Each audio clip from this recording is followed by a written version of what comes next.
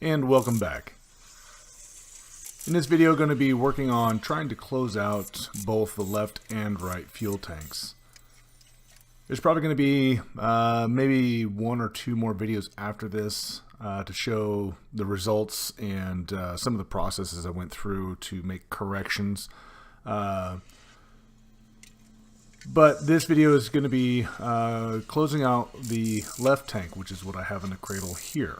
The right tank, I've already got the baffle installed with all the Z attach brackets. And the left tank, as you see me working on here, there are some rivets that had some leaks when I did the water test. So I'm drilling those out and correcting those. The tanks have been, as most people are, fully aware, they're kind of the most anxious part of the wing kit, in that most people are anxious to work on them, as far as you want to make sure you don't mess it up, because you have to make sure that they're leak tight, that the fuel's not going to find a way out somewhere, especially on the inner side of the wing structure. You don't want to develop any kind of leaks on the inside that you're not going to be able to see at any given regular interval. So there's a lot of anxiety to putting the tanks together for most people. That was probably the primary reason why I worked on those first. When I got the kit, when you first get something new, you're ready to go. You're anxious to get things done. So I figured I'd take on the most difficult part of the wing build, and that's the fuel tanks. So here I am, several months later. I believe I got the kit in the first part of July, and it's now November. I'm still working on these fuel tanks.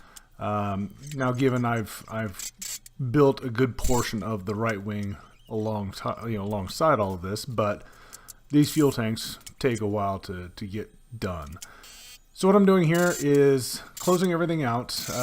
The baffles, when you put them in, you countersink all of the the rivets that hold the baffle in place, except for the instructions have you not countersink a certain number. I believe it's every 10th location. So that way, when you go to cleco it in place, it's got a solid cleco point. So once you get it riveted in place with all the other locations, then you go back and you countersink the places that you had left alone. So that's what I was doing there. And then you go back and you close everything out. Now this is the left tank. Got everything, all the Pro Seal put in place. Now I'm putting the baffle down and using the ribs to attach the baffle in place. And now I'm going to start clecoing everything. And then like I was just talking to, these are the locations that it has you not countersink, where you see me putting clecos in. And then I'll rivet all the rest of the locations and then go back, countersink these locations, and finish it out. Now when you're applying the Pro Seal on the ribs and in place to put the baffle in place, the instructions actually have you put Pro Seal along the skin, the top and bottom skin of the tank where the baffle is going to go in, and a little bit higher than where the Pro Seal will actually sit, I guess, if that makes sense. Basically, you're going to put a bead of Pro Seal on the skin and then use the baffle to kind of squeegee the Pro Seal in place. As you push the baffle in place, it'll kind of move and spread out the Pro Seal. And so you want to make sure you have a pretty good sized bead, so that way it's got enough Pro Seal material that it'll create a good seal. Also, in all of the corners, you especially want to load up on Pro Seal, because that's a common place for the tanks to have a leak when you go to do the air test. And so you want to make sure you're not too stingy on the Pro Seal as you're applying it to the ribs in preparation for putting the baffle in place. So here I'm going through and just attaching the Z brackets.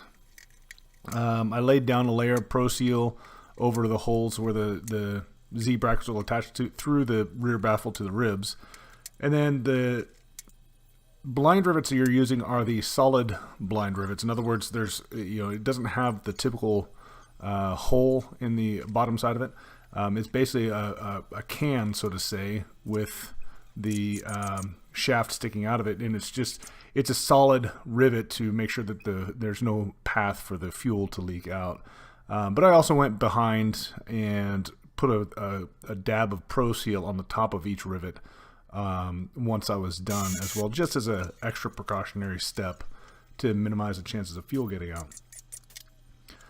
So by the time all of this is said and done in this video, both tanks will be essentially sealed.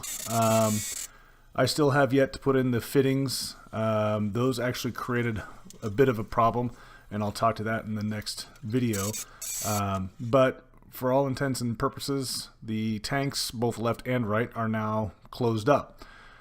Now the Vans does have a kit if you find a big issue while you're doing your testing, your drop testing, your pressure test and everything. If you have to get access into the tanks, you can open it up in the rear baffle. They have a kit that basically allows you to cut a hole in the rear baffle large enough to fit your hand through, and then basically go back and put a cover plate over that and rivet that back in place. I would recommend trying to do everything you can not to have to use it, but in case you do make a mistake, don't worry, there are ways around it. So like I said, this video is just going to be basically sealing these tanks up, showing the process. The next step will be doing the installing the rest of the fuel fittings, and then using the pressure test kit to verify that there are no holes or leaks or anything that fuel may be able to get through. And that's what I'll be doing in the next video. So I'm going to go ahead and let this video run out here. Again, for those that continue to watch these videos, I appreciate it. If you have any questions or comments, please leave them below. And if you haven't already, go ahead and subscribe and hit that bell, and you'll get a notification anytime I put these videos out to watch how I come along in the process of building this RV14. Thanks for watching. We'll see you later.